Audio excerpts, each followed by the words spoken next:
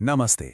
O Henry का नाम तो आपने जरूर सुना होगा। एक ऐसे लेखक जो अपनी कहानियों के अनोखे सरप्राइजिंग एंडिंग्स के लिए जाने जाते हैं। तो आज हम उनकी एक सबसे मशहूर और दिल को छू लेने वाली कहानी द लास्ट लीफ की दुनिया में चलेंगे। ये कहानी है उम्मीद की, दोस्ती की और एक ऐसी कुर्बानी की जो आपको हमेशा याद रहेगी। चलिए शुरू करते हैं। When the last leaf falls, I will die. मतलब जब आखिरी पत्ती गिरेगी मैं मर जाऊंगी। ये एक लाइन, बस ये एक लाइन इस पूरी कहानी का दिल है, इसकी आत्मा है। जरा सोचिए, कोई ये बात क्यों कहेगा? एक पत्ती के गिरने से किसी की जिंदगी का फैसला कैसे हो सकता है? आइए इसके पीछे का राज जानते हैं। तो हर कहानी की तरह इसकी भी एक शुरुआत है। इस कहानी का सेटअप हमें मिलवाता है दो दोस्तों से, सू और जॉन्सी, और एक गंभीर बीमारी से जो न सिर्फ उनकी दोस्ती का बल्कि जीने की उम्मीद का भी इम्तिहान लेने वाली है।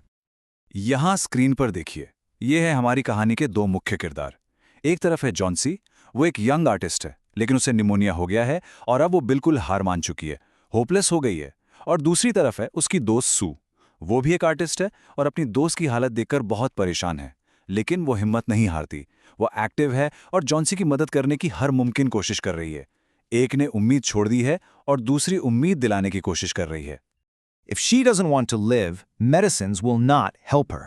डॉक्टर की ये शब्द सब कुछ साफ कर देते हैं।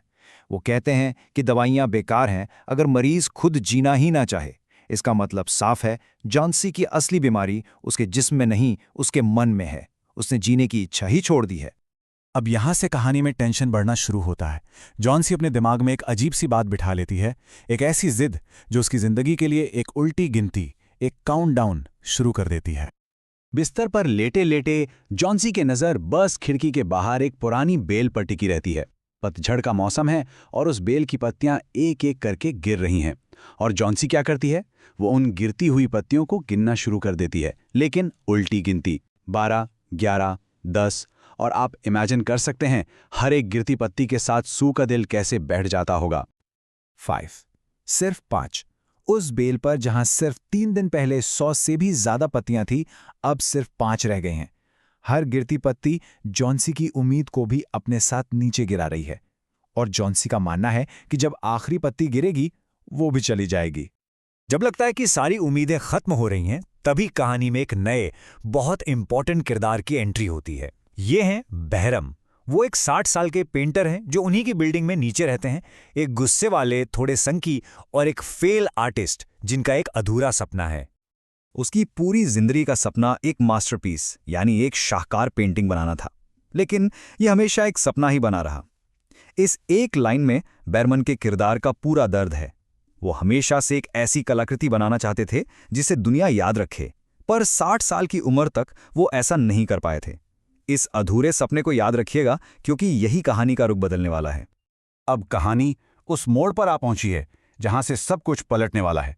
एक तूफानी रात आती है और ये रात उस आखिरी पत्ती और जॉन्सी की जिंदगी दोनों के लिए फैसले की रात है। It was raining heavily and an icy cold wind was blowing. सोच के देखिए, बाहर तेज बारिश हो रही है, बर्फीली हवाएं चल रही हैं। ये तूफान सिर्फ मौसम का नहीं था, ये जॉन्सी की बची कुची उम्मीद पर आखिरी हमला था। ऐसे तूफान में उसे कमजोर सी आखिरी पत्ती का टिक पाना बिल्कुल नामुमकिन लग रहा था। तो सवाल अब ये है, क्या वो आखिरी पत्ती गिर जाएगी? यही सवाल सू के मन में है। यही डर बहरमैन को सता रहा है और इसी सवाल पर जॉन्सी ने अपनी जिंदगी दांव पर लगा दी है। Look, there is still one leaf on the creeper. It looks quite green and healthy. लेकिन अगले दिन सुबह जब सू डरते डरते पर्दा हटाती है, तो जो वो देखती है वो किसी चमत्कार से कम नहीं था। तूफान के बाद भी वो आखिरी पत्ती अब भी उस दीवार से लगी हुई थी, जिंदा थी। उस एक पत्ती को देखना जो इतने बड़े तूफान में न गिरी, जॉन्सी के अंदर एक अलग ही तूफान ला देता है। एक ऐसा तूफान जो सब कुछ बदल देता है। यहां से शुरू होती है उसकी वापसी। I have realized that it is a sin to want to die. ये जॉन्सी के शब्द हैं। उसे एहसास होता है कि मरना चाहना कितना बड़ा पाप है, कितनी बड़ी गलती है। वो सोचती है कि अगर एक छोटी सी बेजान पत्ती इतनी हिम्मत दिखा सकती है, तो मैं एक इंसान होकर कैसे हार मान सकती हूं? और बस यही एहसास उसके अंदर जीने की आग को फिर से जला देता है। डॉक्टर आते हैं और उनके चेहरे पर अब मुस्कान है। वो कहते हैं जॉन्सी अब ठीक हो जाएगी क्योंकि उसकी जीने की इच्छा लौट आई है। ये एक खुशखबरी है। लेकिन ओ हेनरी की कहानी में ट्विस्ट्स ना हो, ऐसा हो ही नहीं सकता।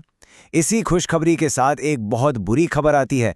बहमन को भी निमोनिया हो गया है और उनके बचने की अब कोई उम्मीद नहीं है। और अब वक्त आ गया है कहानी के सबसे बड़े, सबसे भावुक राज से पर्दा उठाने का। अब हमें पता चलेगा कि बहरमन का वो अधूरा सपना, वो मास्टरपीस आखिर था क्या। सच सामने आता है कुछ चीजों से जो बहरमन के पास मिलती हैं। एक सीढ़ी, एक लालटेन जो अभी भी जल रही थी, कुछ पेंटिंग के ब्रशेस और हरा और पीला रंग। जरा सोचिए, इन अलग अलग चीजों का आपस में क्या कनेक्शन हो सकता है। ये क्लूज हमें किस सच की तरफ ले जा रहे हैं। Haven't you wondered why it doesn't flutter when the wind blows? Sue Johnsy से ये आखिरी सवाल पूछती है और इसी सवाल में पूरी कहानी का राज है। तुमने कभी सोचा नहीं कि ये पत्ती हवा चलने पर हिलती क्यों नहीं? ऐसा क्यों है? क्योंकि वो बहरमन का मास्टरपीस है। असली पत्ती तो उस तूफानी रात में कब की गिर चुकी थी, लेकिन बहरमन ने उस तूफान में, उस ठंड में, उस बारिश में भीगते हुए सीढ़ी लगाकर दीवार पर एक ऐसी पत्ती पेंट कर दी जो बिल्कुल असली लग रही थी। उन्होंने ये जॉन्सी की उम्मीद को जिंदा रखने के लिए किया। उन्होंने अपना मास्टरपीस बनाने के लिए अपनी जान दे दी ताकि किसी और की जान बच सके।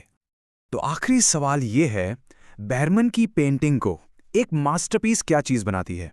उसके रंग, उसकी टेक्निक, या उसके पीछे छिपी कुर्बानी, वो इंसानियत और वो जज्बा जो एक कला किसी की जिंदगी बचाने का जरिया बना दे? इस सवाल पर जरूर सोचिएगा।